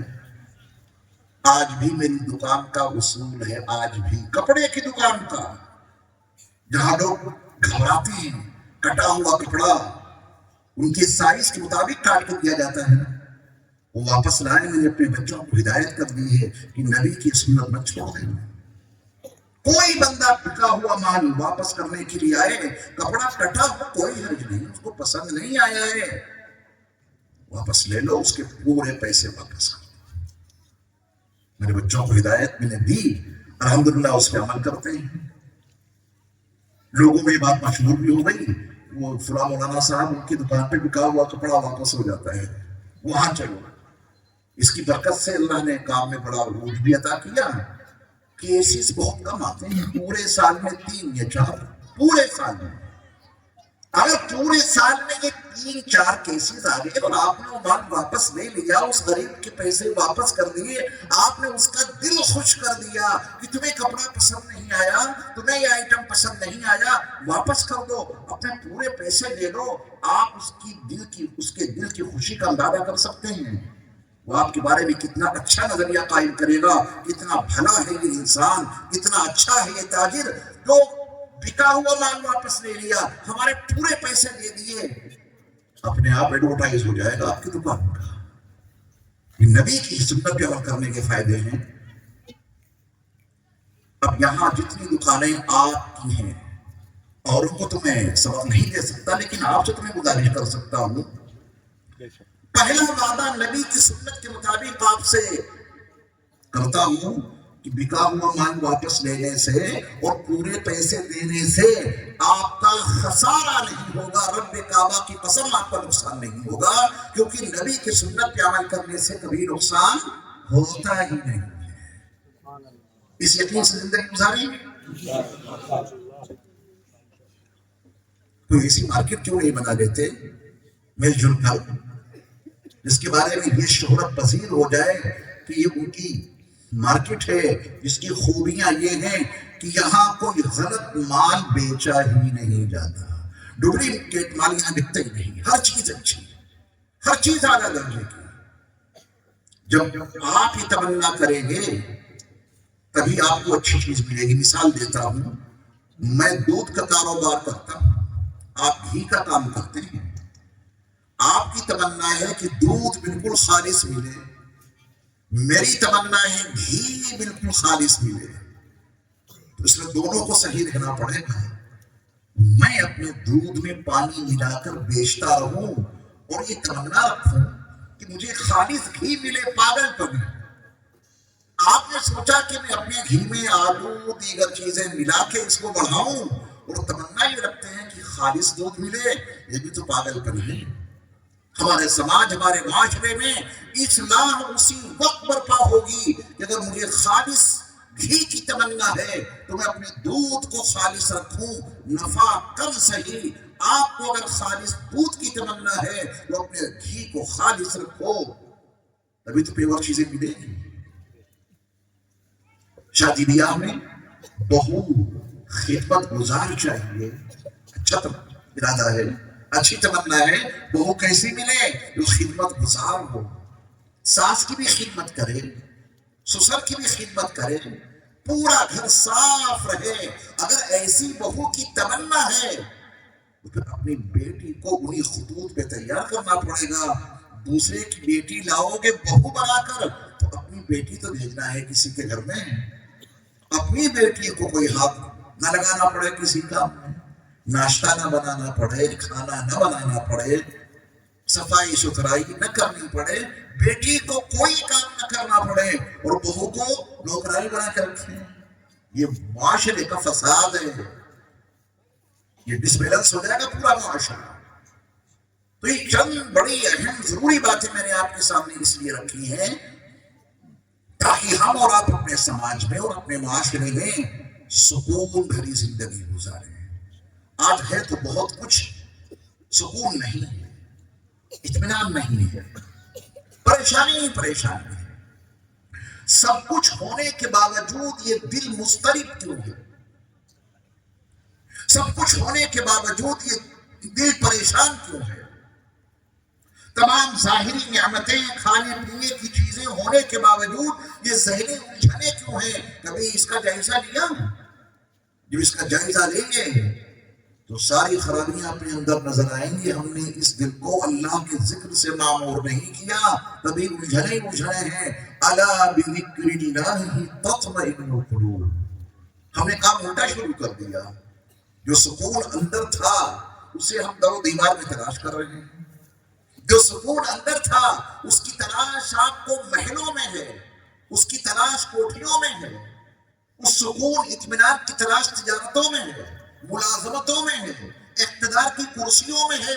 یہ ترتیبیں ہم نے الٹ دی، جو چیز جہاں ملنی چاہیے تھی اس کے خلاف ہم جا رہے ہیں۔ میرے ایمان والے بھائی لوگ، یہ دلوں کا اطمینان کوٹھیوں میں نہیں ہے، دلوں کا اطمینان تجارت میں نہیں ہے، دلوں کا اطمینان کاروبار میں نہیں ہے، دلوں کا اطمینان بینک بیلنس میں نہیں ہے، دلوں کا اطمینان صرف اور صرف اللہ کے ذکر میں ہے۔ اور یہ بات میں نے نہیں کہی، یہ بات انہوں نے بتائی ہے جنہوں نے دل بنایا ہے۔ اللہ، میرے کہنے سے کیا ہوتا ہے، آپ کے سوچنے سے کیا ہوتا ہے؟ یہ بات انہوں نے بتائی جنہوں نے دل بنایا ہے۔ الا بذکر اللہ تطمئن القلوب۔ ان کی بات پہ بھروسہ ہمیں اور آپ کو کرنا ہے، یا اپنے احساس پہ، یا اپنے شعور پہ، یا اپنے وجدان پہ، یا اپنے تخیلات پہ، یا اپنے مشاہدات پہ، یا اپنے تجربات پہ بھروسہ کرنا ہے، یا ان کے فرمان پہ بھروسہ کرنا ہے جنہوں نے یہ دل بنایا ہے۔ بات کس کی سچی ہو سکتی ہے؟ ذرا دل سے پوچھو. انہیں کی سچی ہو سکتی ہے جنہوں نے دل بنایا ہے. اسکوٹی استعمال کرتے ہیں نا. اسکوٹی میں نے بنائی ہے یا آپ نے؟ نہ میں نے بنائی نہ آپ نے. ایک کمپنی ہی جس نے, الگ الگ کمپنیاں ہیں, کمپنی نے بتایا کہ اس اسکوٹی کو چلانے کے لیے آپ کو اس میں پیٹرول ڈالنا ہے. ہم نے کہا نہیں, اس میں مٹی کا تیل بھرو. بات میری صحیح ہوگی یا کمپنی کی؟ کمپنی کی صحیح ہوگی نا. آپ نے کہا کہ نہیں, مٹی کا تیل ڈالنے کی ضرورت نہیں, اس میں ڈیزل بھر دو بہت اچھی چلے گی. نتیجہ کیا نکلے گا؟ اس کا انجن ہی بیکار ہو جائے گا. جس مقصد کے لیے اس کو بنایا گیا وہ مقصد ہی بیکار ہو جائے گا. جس کمپنی نے وہ اسکوٹی بنائی ہے اس کی ہدایت مطابق آپ کو اس میں پیٹرول ہی ڈالنا ہے, مٹی کا تیل یا ڈیزل نہیں چلے گا. جنہوں نے یہ پورا ڈھانچہ بنایا ہے, جنہوں نے بنایا ہے, اس کو بھی ایندھن چاہیے. یا خالی اسکوٹی کو ایندھن چاہیے؟ اسکوٹی کو بھی چاہیے ایندھن, موٹر سائیکل کو بھی چاہیے ایندھن, آپ کی کاروں کو, گاڑیوں کو بھی چاہیے ایندھن. ہر چیز کو ایندھن چاہیے. مائک کو بھی چاہیے ایندھن. بغیر ایندھن کی کوئی چیز نہیں. غذا سب کو چاہیے. اس کی غذا لائٹ, بجلی, وہ نہ ہو تو یہ بالکل کام نہیں کرے گا. ہر ایک کی غذا متعین ہے. جنہوں نے پورا وجود بنایا ہے انہوں نے کیا بتایا کہ اندر کیا ڈالنا؟ جو ملے وہ ڈال لو. نہیں, انہوں نے کہا کہ اندر جو ایندھن جانا چاہیے تمہارا وہ حلال اور طیب اور پاکیزہ ہونا چاہیے. ہم نے کہا اس سے کیا فرق پڑتا ہے جی, چاہے جو کچھ ڈال دو, حرام کمائی کا ہو, سود کا ہو, بیاج کا ہو, جو بھی ہے وہ اندر ڈال لو. اسکوٹی کے انجن پہ بڑا اعتماد کرنے, اگر اس میں مٹی کا تیل بھر دیا یا ڈیزل ڈال دیا تو اندر کا تباہ ہو جائے گا, اندرونی حصہ تباہ ہو جائے گا, مقصد فوت ہو جائے گا, پھر اس کو کباڑے میں پھینکنا پڑے گا, ہے نا. اس سے زیادہ قیمتی یہ وجود ہے. اس سے زیادہ قیمتی یہ وجود ہے. دنیا میں آج تک کوئی ایسی گاڑی نہ بن سکی ہے نہ بن سکے گی جس کی ہیڈ لائٹیں اتنی قیمتی ہوں جتنی قیمتی ہیڈ لائٹیں آپ کے بنانے والے نے آپ کو عطا کی. یہ دو آنکھیں ہیں نا, یہ کتنی قیمتی ہے. ایک آنکھ کی قیمت یہ ساری کائنات کم پڑ جائے گی. ساری دھرتی, اس کی تمام نعمتیں ایک آنکھ کی قیمت کے برابر نہیں. اس والی گاڑی کا بڑا خیال ہے, اپنی آنکھوں کا کوئی خیال نہیں. ہم اور آپ پانی پیتے ہیں, وہ پانی پیٹ میں اندر جاتا ہے. جنہوں نے آنکھیں بنائی ہیں کتنی قیمتی آنکھیں دی ہیں انہوں نے کہ جو پانی نیچے گیا پینے کے نتیجے میں وہ کون سی پائپ لائن انہوں نے نیچے سے لے کر آنکھوں تک بچھا دی, کون سی موٹریں لگا دی کہ پانی پیا وہ نیچے گیا, اب موٹر نے اس پانی کو اس پائپ لائن سے آنکھوں تک پہنچایا اور ہر وقت بڑی مناسب مقدار میں, معتدل مقدار میں پانی اندر رہتا ہے. زیادہ ہو جائے تو آنسو بن کے ٹپکنے لگے گی مصیبت, بالکل خشک ہو جائے تو اسکریچ پڑ جائیں.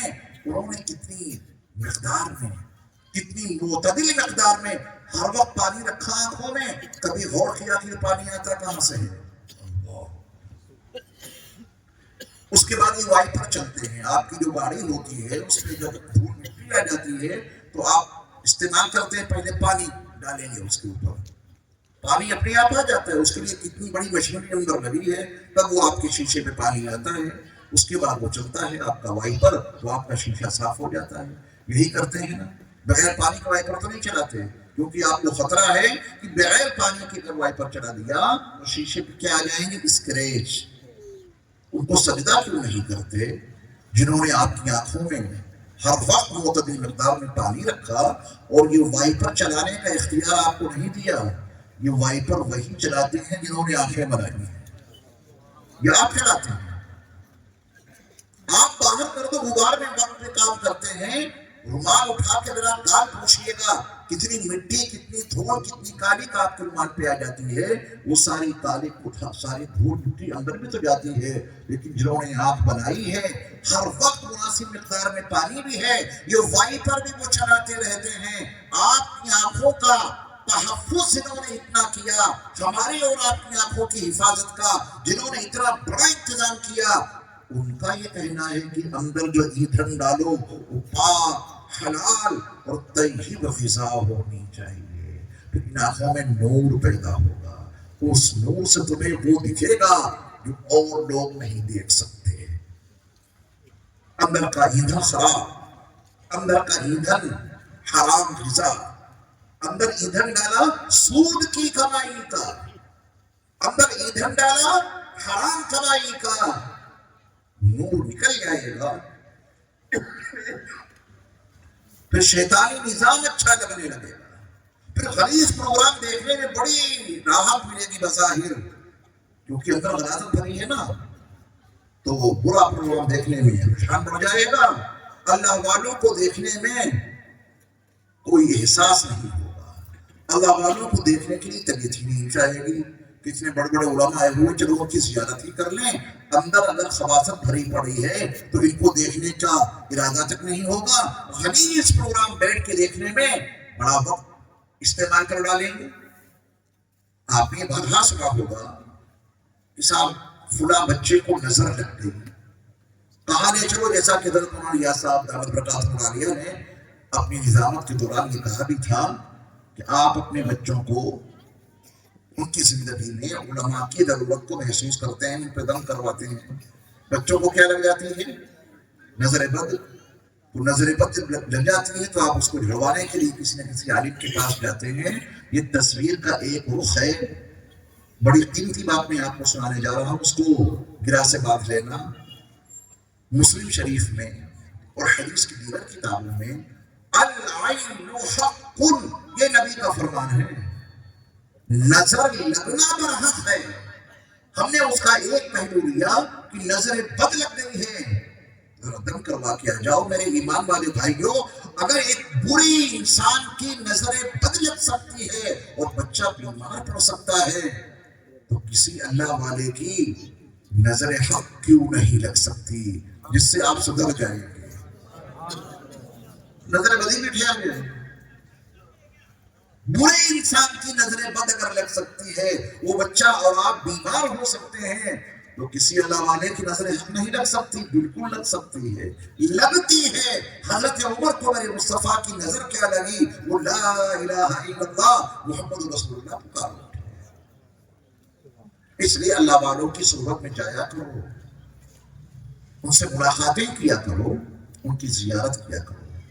اللہ والوں کے پاس آپ پہنچے، کسی بزرگ کے پاس، کسی اللہ کے ولی کے پاس، انہوں نے آپ کو سمجھایا کچھ نہیں، ایک لفظ کی بھی نصیحت نہیں کی، آپ گئے ان کی خدمت میں بیٹھے رہے، انہیں پیار بھری نگاہوں سے دیکھتے رہے، انہوں نے آپ کو دیکھا بس، اور آپ واپس چلے آئے۔ بہت فائدے کا سودا ہے، یہی انتظار کرنا کہ ہمیں کچھ سمجھائیں۔ ہر بات زبان سے ہی نہیں سمجھائی جاتی، آنکھیں بہت کچھ سمجھا دیتی ہیں، توجہ بہت کچھ سمجھا دیتی ہے۔ اس لیے اچھی صحبتوں میں اللہ والوں کی خدمت میں حاضری دینے کے لیے آپ اس کا خاص اہتمام رکھیں، اپنے بچوں کو بھی لے جایا کریں، اکیلے نہ جائیں، اپنے بچوں کو بھی لے جائیں، ان کو بھی ان کی صحبت سے بہت بڑا فائدہ ہوگا۔ زندگیوں میں انقلاب برپا ہو جاتا ہے اللہ والوں کی صحبت کے نتیجے میں۔ ہمارے اکابر اور ہمارے بزرگوں کے کتنے واقعات ہیں اسے ایک نظر میں زندگی بدل کے رکھتی ہے۔ اللہ تعالیٰ ہمیں اور آپ کو شعور عطا فرمائے، چونکہ ہماری مائیں اور بہنیں بھی یہاں موجود ہیں، اور آپ بھی اگر آپ مجھے اجازت دیں تو 10 منٹ میں اس موضوع پر بھی، جو ہماری خانگی زندگی ہے، جو ہماری عائلی گھریلو زندگی ہے، اس پر میں آپ کی 10 منٹ لے لوں اگر آپ کی اجازت ہو، چونکہ ٹائم بہت ہو گیا ہے، 12:19 ہو گئے۔ حضرت بیت کرنے 10 منٹ میں آپ کو دوں گا، 12:20 ہوئے ہیں، 12:30 پہ انشاءاللہ دعا کا انتظام ہو جائے گا۔ 10 منٹ میں قرآن مجید کی ایک آیت کا چھوٹا سا ٹکڑا میں آپ کو سمجھانے کی کوشش کروں گا، وہ آپ کے لیے، ہمارے لیے، تمام ماؤں بہنوں کے لیے بہت ضروری ہے۔ آیت کا کا نزول تو ماہ رمضان کے تعلق سے ہوا تھا. پوری آیت اس کا ایک پس منظر ہے، اس کو سنائے بغیر. ایک آیت میں بڑی وسعتیں ہوتی ہیں، بڑی گہرائیاں ہوتی ہیں، بڑی گہرائیاں ہوتی ہیں، بڑی پنائیاں ہوتی ہیں. ایک ایک آیت سے بہت سارے مسائل مستنبط ہوتے ہیں. تو اس آیت کا جو پس منظر ہے، جو اس کی شان نزول ہے، اس میں جائے بغیر اس آیت کا ایک ٹکڑا میں آپ کو سناتا کیا ہوں بلکہ یاد کرائے دیتا ہوں. اللہ کا فرمان ہے ہن لباس لکم وانتم لباس لہم. بہت آسان سے لفظ ہے. لباس تو آپ جانتے ہی ہیں نا، لباس تمہاری اور آپ کی اردو زبان میں مستعمل ہے. ہن لباس لکم، یہ تمہاری بیویاں تمہارا لباس ہیں. وانتم لباس لہم، اور تم اپنی بیویوں کا لباس ہو. یاد ہوگا چلے گا. آپ مفہوم اپنے ذہن میں رکھیے، ہر ایک کی بیوی اس کا لباس، ہر شوہر اپنی بیوی کا لباس. یہ اللہ کا فرمان ہے. ہن لباس لکم، یہ بیویاں تمہارا لباس ہیں. وانتم لباس لہن، اور تم یعنی اے شوہروں اپنی بیویوں کا لباس ہو. ترجمہ یاد ہو گئے؟ سنائیے. ہن لباس لکم، یہ بیویاں تمہارا، زور سے بولو، لباس ہیں. وانتم لباس لہن، انتم میں ترجمہ سمجھاتا ہوں لوگوں کو. ان ہٹا دو، انتم کا ترجمہ آپ کی زبان میں ہو جائے گا. انتم میں سے ان ہٹاؤ، کیا بچا؟ تم. اور تم لباس، لباس لہن ان کے لیے، وانتم لباس لہن، اور تم ان کا لباس ہو. کلیئر بات ہو گئی؟ ترجمہ یاد ہو گیا؟ اسی ترجمے سے آپ سب کچھ سمجھ جائیں گے. میرے ایمان والے بھائیوں، پردہ نشین میری ماؤں بہنوں بیٹیوں، توجہ سے سنو. اللہ نے بیوی کو اس کے شوہر کا لباس قرار دیا ہے، شوہر کو اس کی بیوی کا لباس ٹھہرایا ہے. تو ہم اور آپ جو لباس پہنتے ہیں، اس کے بڑے فائدے ہیں، بڑی خوبیاں ہیں. سارے فائدے اور ساری خوبیاں تو اس مجلس میں ذکر نہیں کی جا سکتی. چند خوبیاں سنیے. یہ لباس، اس کا بڑا فائدہ یہ ہے کہ یہ لباس ہمارے تن بدن کے عیبوں کو چھپا کر رکھتا ہے نا سچائی؟ اختلاف درج کرانے کا آپ کو پورا حق حاصل ہے. کسا بھی آپ کی بات میں نہیں مانتا. اختلاف درج کرانے کا کوئی موقع ہی نہیں ہے، کیونکہ ہر انسان کو معلوم ہے کہ لباس ہمارے تن بدن کے عیبوں کو زور سے بولے چھپا کر رکھتا ہے نا، چھپاتا ہے. یہ لباس کا اہم کام ہے، ہمارے تن بدن کے عیبوں کو چھپاتا ہے. اگر یہ لباس ہمارے اور آپ کے تن بدن کے عیبوں کو واقعتاً چھپاتا ہے، ایک سچائی ہے، تو اللہ نے ہر بیوی کو اس کے شوہر کا لباس ٹھہرایا ہے. ہر بیوی کے فرائض منصبی میں یہ شامل ہے وہ اپنے شوہر کے ہر عیب کو چھپا کر رکھے، اپنے شوہر کا عیب کسی سے شیئر نہ کرے، کیونکہ اللہ نے تجھے تیرے شوہر کا لباس ٹھہرایا ہے. بات سمجھ میں آ گئی؟ اگر کوئی عورت اپنے شوہر کا کوئی عیب کسی سے شیئر کرتی ہے تو لباس بچا یا پھٹ گیا؟ دوست بولے پھٹ گیا نا. پھٹے ہوئے لباس کے ساتھ میں آپ کیا حشر کرتے ہیں وہ آپ کو معلوم ہے. اگر لباس پھٹ گیا، شوہر کو پتا چلا کہ جس کے لیے میں نے اپنی پوری زندگی قربان کر دی، رات دن جس کے لیے محنت کرتا ہوں، اس نے میرا ایک عیب کسی سے شیئر کر دیا، پھر کچھ بھی ہو سکتا ہے. گھر تباہ ہو جاتے ہیں اس سے، گھر برباد ہو جاتے ہیں اس سے. ہر بیوی کی ذمہ داری ہے وہ اپنے شوہر کے عیبوں کو چھپا کے رکھے. اس کا نکاح کسی فرشتے سے نہیں ہوا ہے، اس کا نکاح ایک انسان سے ہوا ہے. انسان میں کمیاں ہوتی ہی ہیں، انسان میں کمزوریاں ہوتی ہی ہیں. تجھے نکاح میں لایا اسی لیے گیا ہے تو اپنے شوہر کے عیبوں کو چھپا کے رکھ، کیونکہ تو اس کا لباس ہے. اور یہ ذمہ داری اللہ نے صرف عورت کو ہی نہیں دی، فوراً کہا وَأَنْتُمْ لِبَاسٌ لَهُنَّ، اور تم بھی اپنی بیویوں کا لباس ہو. کبھی اپنی بیوی کا کوئی عیب کسی سے شیئر مت کر لینا. بعض نوجوان، بعض مرد شریک حیات میاں بیوی کی جو ازدواجی تعلقات ہوتے ہیں، اس کی جو پرائیویٹ باتیں ہوتی ہیں، وہ اپنے دوستوں سے شیئر کرتے ہیں، مزے لیتے ہیں. لباس بچا یا پھٹ گیا؟ پھٹ گیا. اگر کوئی شخص اپنی بیوی سے اپنی ازدواجی تعلقات کے معاملات کو شیئر کرتا ہے، کل قیامت کے دن اس حال میں آئے گا کہ اس کے چہرے پہ نہ کھال ہوگی نہ گوشت ہوگا، کیونکہ وہ اپنی بیوی کی راز کی باتیں دوسروں سے بتایا کرتا تھا۔ بیوی اپنے شوہر کا لباس، شوہر اپنی بیوی کا لباس، اس کو گرہ میں باندھ لو۔ کوئی بیوی اپنے شوہر کا کوئی عیب کسی کو نہ بتائے، اس سے خاندان کے خاندان تباہ ہو جاتے ہیں، اور کوئی شوہر اپنی بیوی کا کوئی عیب کسی سے شیئر نہ کرے، اس سے پورا گھر برباد ہو جاتا ہے۔ لباس کا فائدہ سمجھ گئے عیب چھپانے کا؟ اچھا میرے ایمان والے بھائیوں اور بہنوں توجہ سے سننا، کیا لباس کا یہی فائدہ ہے کہ وہ عیبوں کو چھپائے؟ ٹاٹ لپیٹ کے کیوں نہیں آ گئے؟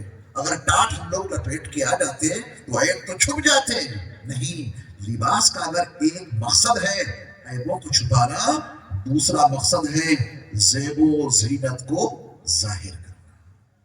قرآن مجید میں تو ایک مقام پر لباس کا نام میرے رب نے زینت رکھا ہے، خذوا زینتکم عند کل مسجد۔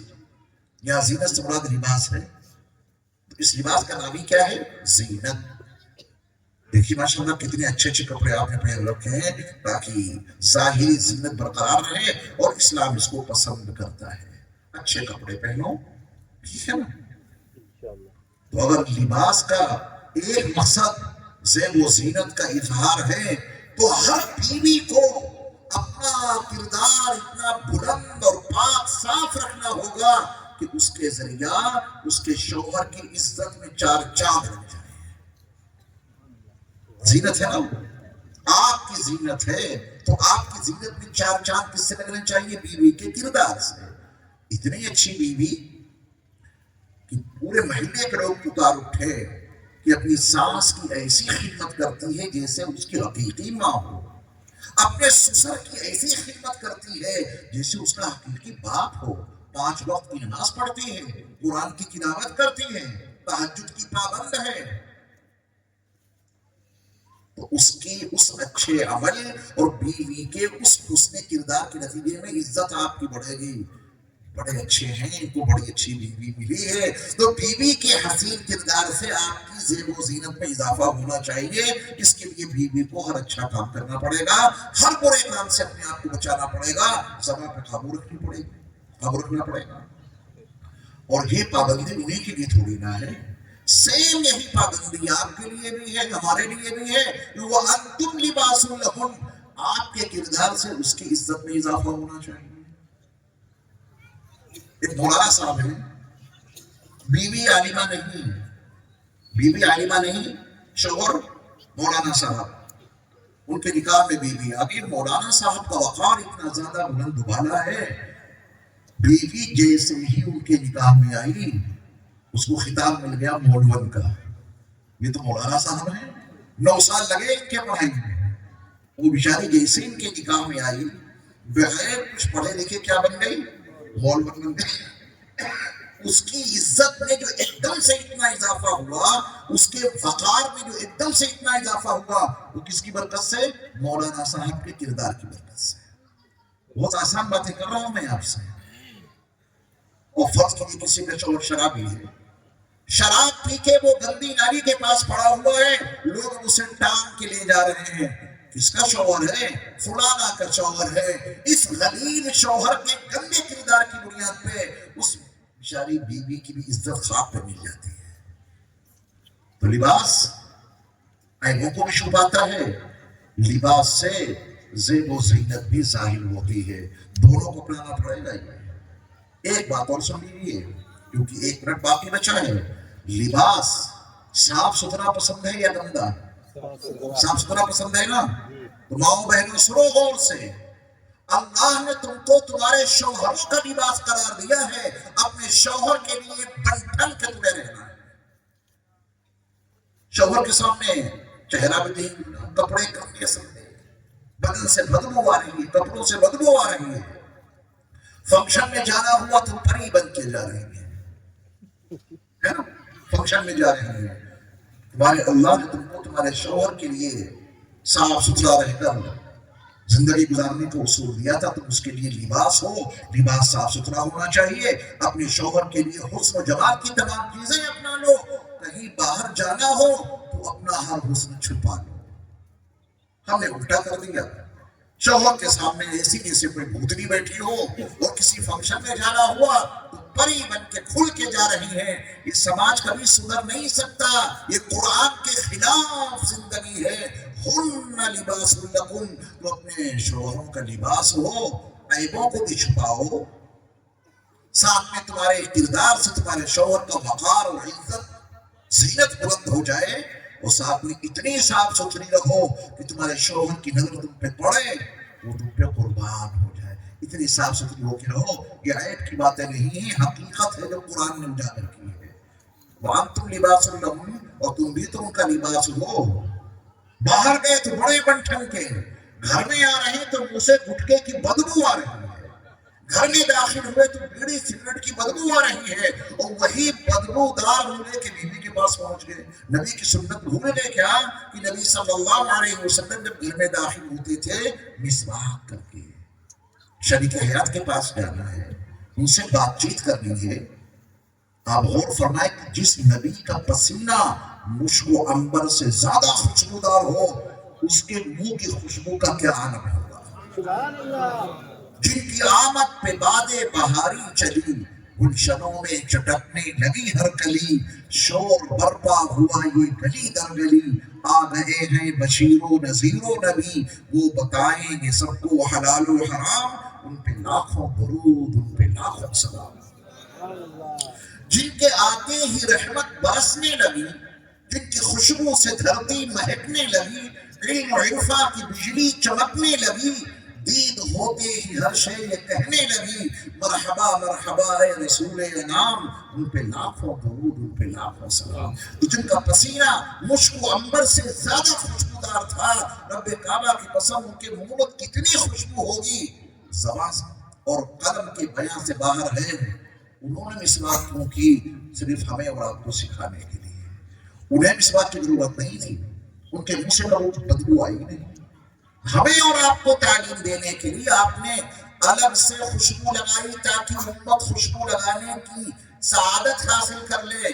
میرے مصطفیٰ کو الگ سے خوشبو لگانے کی کوئی ضرورت نہیں تھی، کیونکہ ان کا پسینہ ہی مشک و عنبر سے زیادہ خوشبودار تھا. ان کو مسواک کر کے اپنے منہ کی صفائی کی رب کعبہ کی قسم ضرورت نہیں تھی. ان کے منہ سے تو خوشبو نکلتی تھی. لیکن ہمیں اور آپ کو سکھانے سمجھانے کے لیے گھر جا رہے ہیں تو مسواک کر رہے ہیں تاکہ امت کو سبق مل جائے کہ بیوی کے پاس جاؤ تو وہ صاف ہونا چاہیے. گٹکے کی بدبو، بیڑی کی بدبو، الٹی ہو جائے، یہی گندا منہ لے کے پہنچے بیوی کے پاس. لباس تو صاف ستھرا ہر ایک کو پسند ہے، تو بیوی کو گندا لباس کیوں پسند ہو؟ بدبودار منہ لے کے گئے، اسے نفرت ہو گئی. اور یاد رکھنا اگر ایک مرتبہ نفرت ہو گئی تو اس کو محبت میں بدلنا بہت مشکل ہے. اللہ نے آپ کو ان کے لیے لباس ٹھہرایا ہے تو صاف ستھرے بن کے جاؤ ان کے پاس. بدن کے کسی حصے سے بدبو نہ آئے. یہ لباس پہ اگر میں بیان کرنا شروع کروں تو 1 گھنٹہ لگ جائے گا لباس کو سمجھانے میں، اور اسی لباس کے حوالے سے یہ ازدواج زندگی ایسی سمجھ میں آ جائے گی. اس میں 3 باتیں آپ نے ابھی سمجھ لی، ماں بہنوں نے بھی سن لیا اور آپ نے بھی سن لیا، اور برابر کی ذمہ داری ہے. تعبیر دیکھیں آپ قرآن کی، ہن لباس لکم، ٹھیک یہی تعبیر وانتم لباس لہن، کوئی رعایت نہیں ہے. لباس عیبوں کو چھپاتا ہے. ماں بہنوں اپنے شوہروں کے عیبوں کو چھپا کے رکھنا، گھر آباد رہے گا. آپ اپنی بیویوں کے عیبوں کو چھپا کے رکھنا، گھر بسا رہے گا. کیونکہ اللہ نے آپ کو لباس بنایا ہے. اپنے کردار کے ذریعے اپنے شوہروں کا وقار بلند کر دو. شوہروں اپنے بلند کردار کے ذریعے اپنی بیویوں کی عزتوں میں 4 چاند لگا دو. لباس ہر ایک کو صاف ستھرا پسند ہوتا ہے. بیویاں اپنے شوہروں کے لیے ہر وقت بنی ٹھنی سجی رہیں، صاف ستھری رہیں، اور تم بھی تو ان کا لباس ہو. وانتم لباس لہن، آپ کو بھی بہت صاف ستھرا رہ کر ان کے پاس جانا ہے. یہ سبق میں نے اخیر میں سماجی معاشرتی زندگی کے ساتھ ساتھ جو ہماری آئلی زندگی ہے، جو ہماری گھریلو زندگی ہے، اس کے تعلق سے بھی چند باتیں عرض کر دیں. اللہ مجھے اور آپ کو کہنے سننے سے کہیں زیادہ عمل کی توفیق عطا فرمائے.